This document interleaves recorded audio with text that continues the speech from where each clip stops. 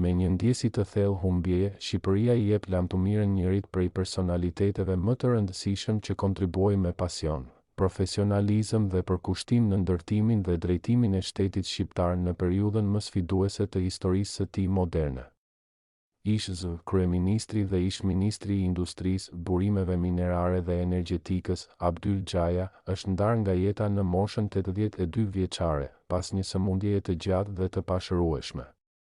Kjo ndarje nuk përfaqëson vetëm largimin e një individi, por përbën një kapitull të mbyllur në historinë e ekonomisë dhe politikës shqiptare.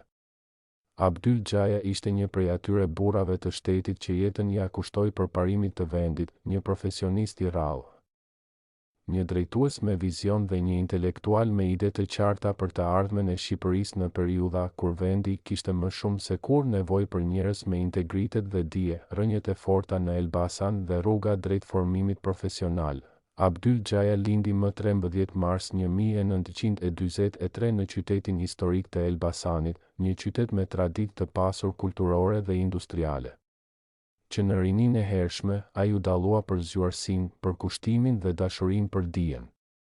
Studimet e larta i përfundoi në Fakultetin Ekonomik të Universitetit të Tiranës, ku u diplomua si ekonomist për industri në vitin 1965, në një periudhë kur zhvillimi industrial ishte në qendër të strategjisë shtetërore.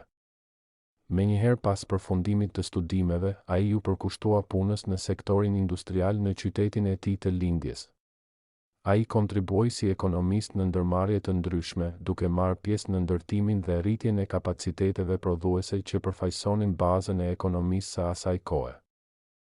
Kontributi i jashtëzakonshëm në industrinë e rëndë dhe statistikat shtetërore në vitet që pasuan, karriera e Abdyl Xhajës u lidh ngushtë me kombinatin metalurgjik të Elbasanit, një ndër ndërmarrjet më strategjike të vendit në atë kohë.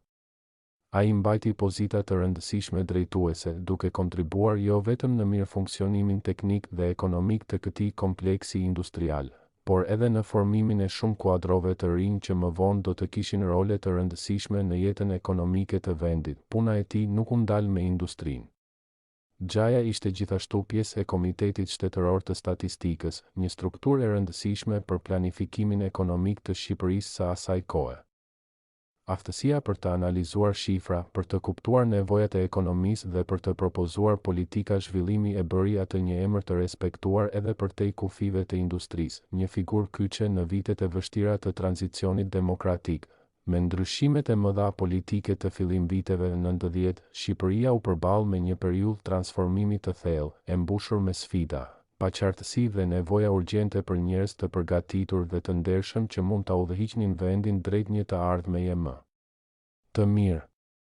Në këtë fazë historike, Abdyl Xhaja u bë një nga figurat më të rëndësishme të tranzicionit politik dhe ekonomik. Ai u emërua fillimisht zëvendësministër i burimeve minerare dhe energjetikës, më pas zëvendës kryeministër dhe në fund ministër i industrisë, burimeve minerare dhe energjetikës.